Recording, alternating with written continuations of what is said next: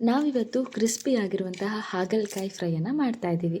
ಇದಕ್ಕೆ 2 ಹಾಗಲಕಾಯಿನ ಕಟ್ ಮಾಡಿಕೊಂಡು ಒಂದು ಬೌಲ್ಗೆ ಸೇರಿಸ್ಕೊಳ್ಳೋಣ. ನಂತರ ರುಚಿಗೆ ತಕ್ಕಷ್ಟು ಉಪ್ಪು, 1/4 ಸ್ಪೂನಷ್ಟು ಅರಿಶಿನ ಪುಡಿ, 1 ಸ್ಪೂನಷ್ಟು ಖಾರದ ಪುಡಿ, 3 ಸ್ಪೂನಷ್ಟು ಕಡಲೆ ಹಿಟ್ಟು, 2 ಸ್ಪೂನಷ್ಟು ಅಕ್ಕಿ ಹಿಟ್ಟು, 1/4 ಸ್ಪೂನಷ್ಟು ಧನಿಯಾ ಪೌಡರ್ನ ಸೇರಿಸ್ಕೊಂಡಿದ್ದೀನಿ.